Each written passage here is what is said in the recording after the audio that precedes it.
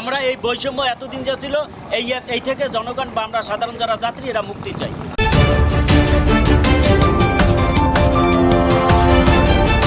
না জানি না কত লক্ষ টাকা ডাক হইছে এই সম্বন্ধে কিছু জানি না। এই ডাক হইলে টাকাটা তো গেছে এক জায়গায়, টাকাটা তো গভর্নমেন্টের ঘরে গেছে, তাই না? জনগণের সুবিধার্থে যেটা করা দরকার, বাংলাদেশের রাষ্ট্রীয় ক্ষমতায় যারাই থাকুক, জনগণের উপকারার্থে এখানে প্যাসেঞ্জার যারা যাত্রী তাদের সুবিধার্থে যেটা করার দরকার সেইটা যেন করা হয়। এর আগে এখানে যেরকম বৈষম্য করা হয়েছে, 10 টাকার বাজার আনলেও একটা হাতে ব্যাগ থাকলেও তাদের কাছ থেকে 50 টাকা 100 টাকা যেভাবে হোক আদায় করতো। এবং আর একটা সিন্ডিকেট বাণিজ্য ছিল, 10 জন হইলে এই একটা রেট, 15 জন হইলে। এই সমস্যার কারণে এই রুটে এখন প্যাসেঞ্জারও হয় না, যার জন্য যে এই জায়গায় খেয়াঘাটের সমস্যা, যার জন্য এই পথে এখন যাত্রীও আসতে চায় না, তারা ভার্সিটি হইয়া চরকাউ হইয়া খেয়া পারাপার হয়।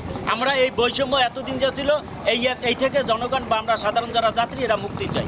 আচ্ছা, বৈষম্য কি আরো 5-7টা 10টা গার্ড আছে, ওখানে বৈষম্য হয় না? শুধু গেলে এক জায়গায় বৈষম্য হয়? এই জায়গার যেটা সিস্টেম, 4 জন হইলে একবার, 10 জন হইলে একবার, আপনি সিঙ্গা রিজার্ভ যাবেন একবার, এই যে 3-4টে সিস্টেম, এইটা অন্য কোথাও দেখি নাই। না না, ওই যে তালতলে যে গার্ড আছে, ওইখানে তো গার্ডের মধ্যে ওই আগে ছিল 10 টাকা করে, এখন 15 টাকা নাই, আবার এইতে গেলে 20 টাকা লাগে, এরকমও তো করে তারা। সেটা বাংলাদেশের এখন যে অন্তর্বর্তীকালীন সরকার যারা দায়িত্বে আছেন, সেই জায়গায় যে সুষম আইন, বাংলাদেশের যে আইনের প্রয়োগ, ওইখানে সেই জায়গায় এখন পর্যন্ত পৌঁছে না, যার জন্য তারা 10 টাকারটা 15 টাকা নিতে পারে। সব জায়গায় পড়ছে তো ভাই, সব জায়গায় পড়ছে। তাহলে 10 টাকারটা 15 টাকা নেবে কিভাবে? এটা নেয় তো দেখা যায়। এটা যে কোনো সিন্ডিকেট আছে, যার জন্য সে জায়গায় আইনের শাসন পৌঁছে না। সিন্ডিকেট সর্বনাশ করছে।